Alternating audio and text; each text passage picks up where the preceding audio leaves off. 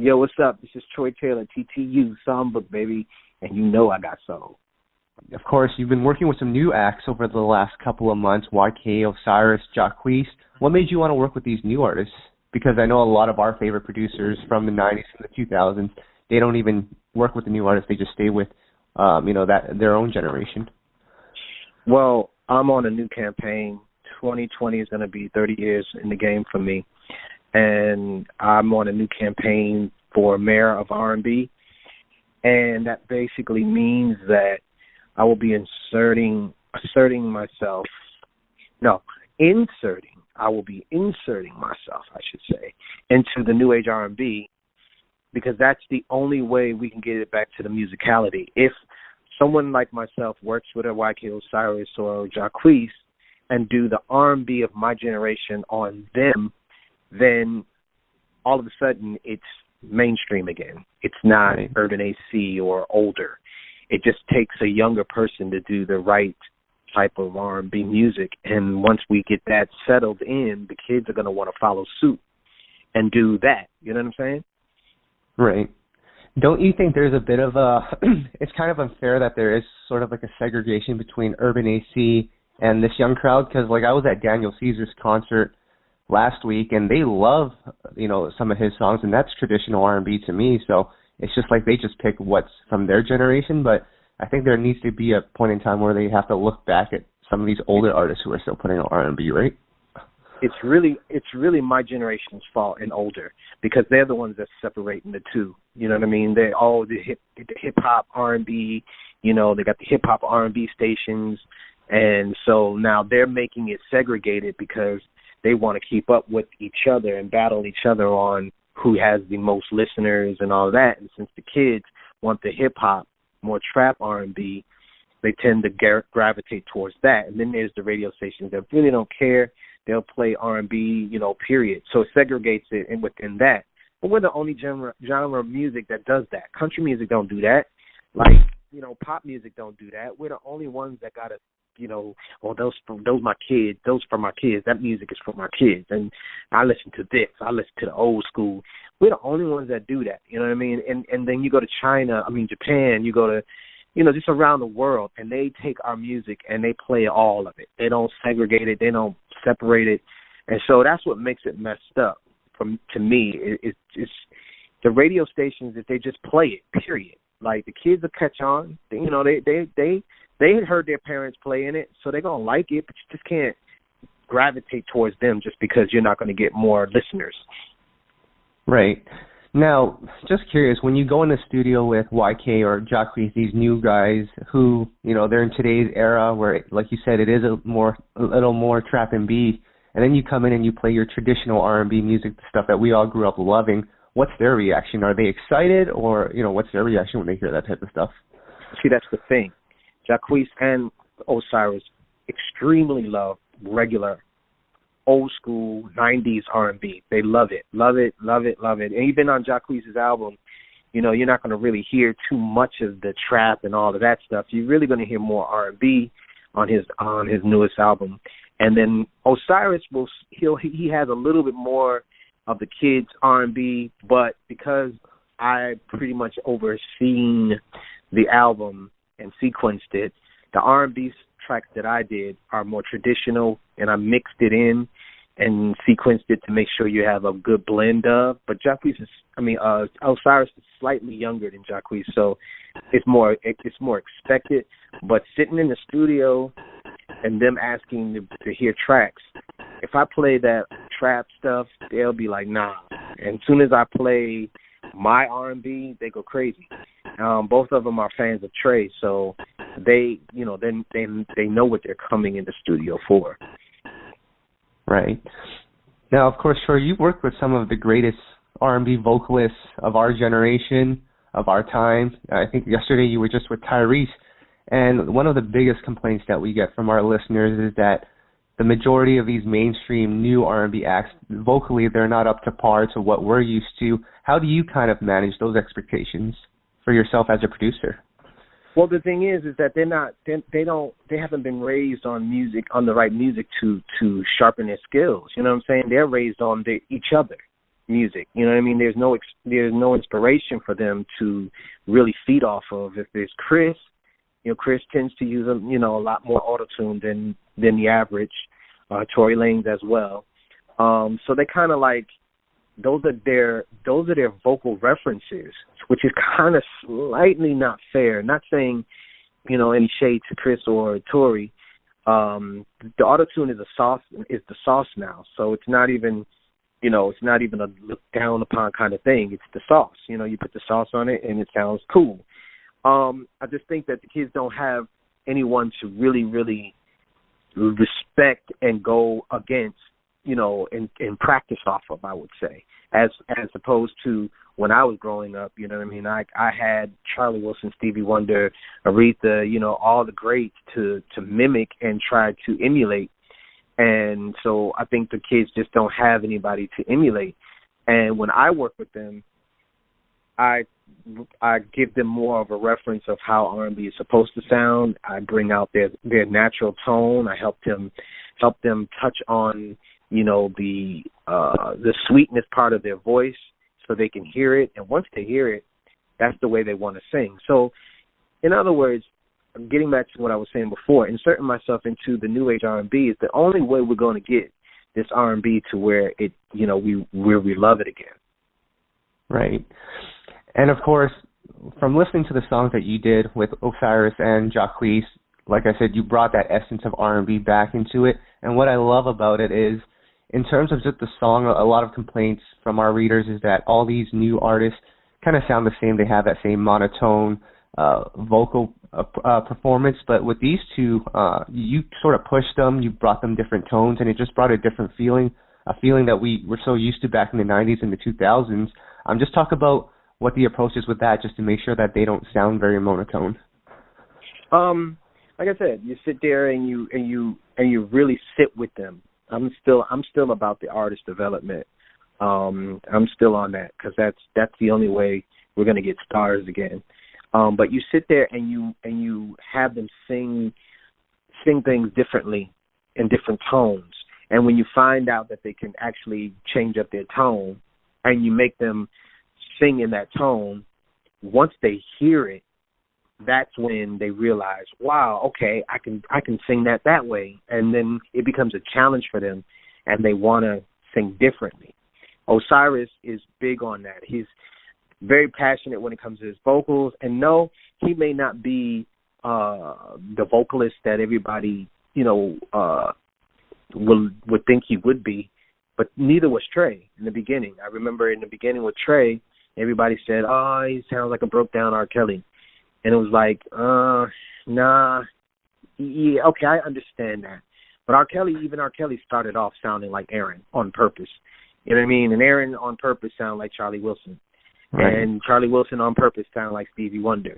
So it was like, my basis for Trey was, if R. Kelly can do it and turn into R. Kelly, Trey can do it and turn into Trey, and that's what he did. So it's just about finding their own personal, tone, if you will, and getting them to tap into it. I think I read in a studio session a while ago, or it must have been on one of your Ustreams back in the day, you encourage the artists when they're recording in the studio in the booth to stand up as opposed to sit down. What's the process behind that? No, I do both. Oh, you do both? Yeah, okay. I do both. And I don't like vocal booths. They sit next to me. They sit or stand next to me so that I can watch their body language. Because certain notes, certain tones, certain vibes has a lot to do with your body posture and the way you're moving your body, or if you're not moving at all and it sounds bland. Sitting down, you sit at the edge of the chair, one foot forward, one in the back to give you kind of like a stability kind of posture, and you sit straight up, and you use your hands and your fingers for certain notes and tones to help you, tap into it. It's a full body kind of motion, just like when you talk. Most people don't just sit there and their arms down and they just talk. Most people use their hands, their neck moves, their body language moves, their hands move, or their fingers move, or whatever to express certain lines and words that they want to say to people. So singing is the same thing. And if you're standing up and flat-footed, you're going to be flat. If you're right. hyper and just like it's fidgety, you tend to be sharp. So it has a lot to do with that. But if you're in the vocal booth, I can't see you, so I can't correct it as we go. Right. Cool. Now, this new campaign that you're on in 2020, the Mayor of R&B, trying to bring back that R&B that we all grew up loving into this new generation. How will you kind of measure success? Is it just making sure that they're performing the best that they can vocally, or is it more about business, like in music industry jargon, as in like number one hits? Like, how's your measure of success? I think longevity is more so the measure of success. If you're able to last and transcend into the music that you're doing, I think that brings on the longevity. If you tap into the audience that you're singing to and singing for and really, really cater to their needs, you're going to have longevity. And it's so funny to see people say, my album, this is my album. Yeah, I don't want that on my album. I don't want to do that song. It's, that song's not me. And you're sitting there doing an album for the people, because if they don't like it and you do, you're not going to buy 500,000 to make it gold or 1 million to make it platinum, and you're sure not going to stream it 1 billion times for it to be either or. So it's not really for you in the first place. So if you could tap into knowing who you're doing the music for in the first place, I think you'll have more longevity. Absolutely. And, of course, another project that you dropped or you worked on heavily this year was Johnta Austin's Love, Sex, Religion. We've been waiting 10 years for that album, maybe even more. Really excited that we finally got to hear it, and I know you had a big hand in it, so just talk about that project a little bit. That was more fun than anything, because, Johnta has been wanting to put that album together, and he just never got a chance to do it, and then he finally got up the nerve to really just go ahead full steam, and he asked me to oversee it because he knew that I would make sure that it got done, professionally and mixed well and put together well, sequenced and all of that. So that was more so, that's what music is all about for me. It's more about fun than anything. And so doing that project was like fun. It was like creative. Just going right back to, the music that we love. Yeah, absolutely. And another project that has everyone really excited is, you've been in the studio with Trey Songz. You just got out of the studio with him not too long ago. Didn't really have a big involvement in his last project, Tremaine, but what can we expect on this new one? What have you been working with him on? Well, the new one, the next one, I should say, is going to be the Trey songs that everybody says they want. The harmonies, the chords, the bridges, the total R&B Trey Songz feel. We have a lot of songs that go back to that sound, that style, that feel.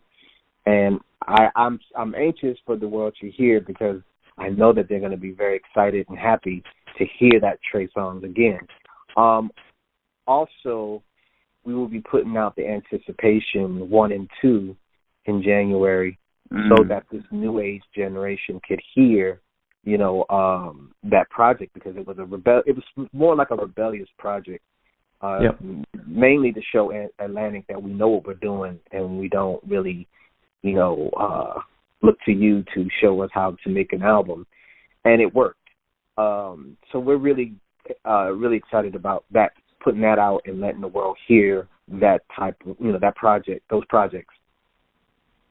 Right. I remember when that Anticipation 1 mixtape dropped. I think that was 2009, so it's been 10 years since that. I just remember, when I look back at it now, how impactful that was, not only for Trey's career, but that was one of the first R&B mixtapes that I can remember that blew up like it did. Take me back to that era. Whose idea was it to put out the mixtape? And you guys must have gotten in trouble from the label at that time. Yeah, we did, because the label didn't understand it, and it was like you're giving that music for free, and it was like only rappers do that, and we're like, well, whatever. The music was more so my camp, my TTU camp, SK. More so, he did like 5 of them. I did a few. Well, we did them together, but it was more my camp. You know what I mean? So it was in house, so I didn't have to worry about paying producers and all of that stuff. We were all on board for the better of the good putting the great music out and showing the people what we're doing and wanting them to hear. The label, of course, again, it was weird to them.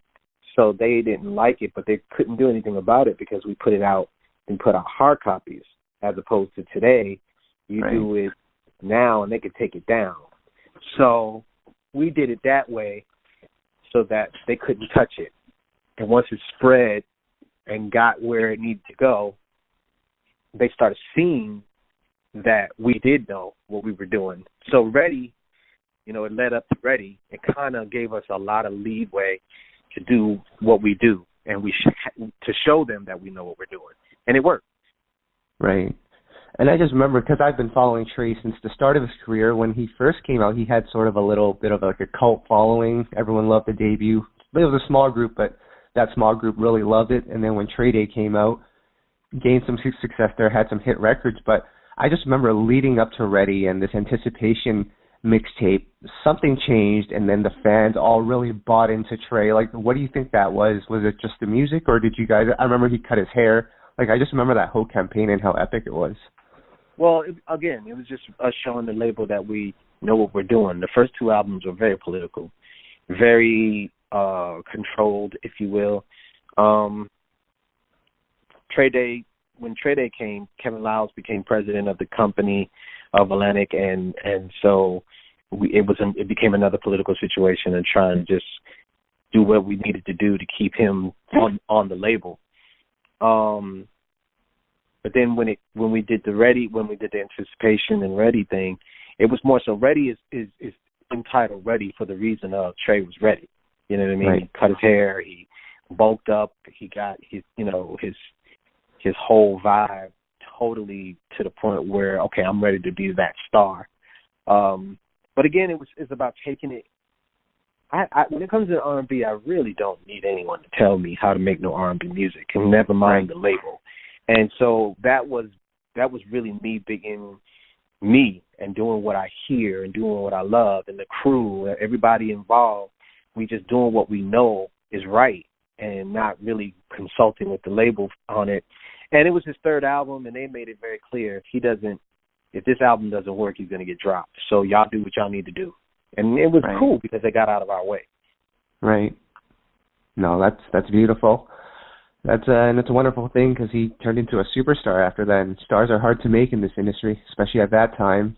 So yeah, that was big. A couple more projects I want to touch on here. Dru Hill, a lot of fans have been waiting on this project, and we're not sure what the status of Dru Hill is right now. But do you have any updates on that? I think they got some things they're setting up, and they wanted to hold the album off to come out around the time of the things that they have coming up, because I just learned that. I just found that out, actually. So I think it's more so the setup and lining things up and making sure that the album is out while those things are going, or else the album will come out, they got other things happening, and it will be kind of like off. Right. So they're holding off. The music is great. I can't wait for people to hear it. It's been kind of nerve-wracking for me because at first I didn't know what was going on. Right. So now that I know, it's like, okay, I get it. Right. Now, how much of that as a producer do you have to just let go and let things be, like, just however it's going to turn out? Like, even Jacquees' project, there was a period of time where it was supposed to come out in the summer, and then it didn't come out until, just a couple of weeks ago. As a producer, how patient do you have to be with all of that? Well, for Dru Hill, it was all of it's annoying. Yeah. But, I mean, you really don't have a choice. Like, if you want to be impatient, you can, but you ain't going to be able to do nothing about it anyway, so you have no choice but to be patient. But it is annoying when you work hard, and then you find out, oh, it's not coming out yet. It's like, come on. Like, I didn't have anything to do with Jacquees' project. I'm just doing as I'm told and just get in where I fit in, where I get in and all that, and just being patient because I have to. Right. So that's all that we really have for you, Troy. Tell us what else you're working on. I know you did Elijah Blake's Christmas album. What else do you have going on? Yeah, Elijah Blake Christmas album, that was fun. Again, that was in 2017 it was supposed to come out, and he kept, you know, just messing around, and we finally got it together, so that was fun. Working on a group called Next Town Down. They're on the RCA, bringing the groups back with the R&B, the Day 26 sound, and Boys to Men, that whole flavor. That's what they are. Let's see. Independent stuff. A lot of independent stuff. Again, for just doing great music, and this allows me to do it the way I want to do it. And Rome Flynn, who is on the show How to Get Away with Murder, been working with him. Been working with Ye Ali, who's a writer-producer, but also an artist. And so we've been having fun with that. He asked me to executive produce his next project. And we did like 9 songs. That's like really, really cool vibe. The fans, I think, are going to love it. It's kind of like a press play and then let it flow. I did a song with Sid from the internet. She's nice. Freaking dope. Let's see, who else? What else? I'm missing something. Dang it, I hate that. I need to write this down. Ali, just a few other up and coming artists. And I'm still a developing artist too as well. I'm still doing that. Because TTU, it requires, in order to be around, you gotta definitely pay attention and be built into this. You can't just jump into it. So I'm still doing that. I'm just talking right now to remember. Right. What else it is? Probably will be getting with Sammy soon. Of course, he's like my son, so I'll be getting with him. Right. Let's see. No. Something else. Well, one artist that actually a lot of our readers have been talking about is Devin Culture. Devin Culture, he is on hold till further notice. Okay. That was what was told to me. Okay. But we're still doing music as far as that creative part. But the political part is, I was told that to hold off. Okay. But I'm keeping him creative and keeping him just growing so he doesn't get stagnant. Right. But he's freaking dope too. He's awesome. I have my pinpoint guard who is one of my right hand writers. He's amazing. He's been doing a lot of writing for the stuff that I've been doing. And then there's Trayvon Waters, who is one of the members in the group Next Town Down. Those two are my main writers who have been doing a lot of stuff I've been doing, and they both been working with me on Trey. So we just pick. Oh, I know what it was. Queen Naija. Oh wow! On her next album. So that's pretty cool. I knew it was someone. I'm trying to figure out who it is. Right. So got a song on Queen Naija's album, and the song I'm gonna do an exclusive for you guys. The name of the song, and only because the song is the title is so cool. The name of the song is called "Punch in the Air." Oh, okay. It's a thing where, when someone says, "Oh, he's gonna be punching the air," like, when you get mad, you just start fighting the air. Right. So that's an exclusive for y'all, because I haven't told anybody the title of that song. I haven't even told anybody I was working on it because I kept forgetting about it. Right. But yeah, that's a song that we did for her, and the title is called "Punch in the Air." It's pretty cool. It's really, really, really cool. It's a good, dope concept.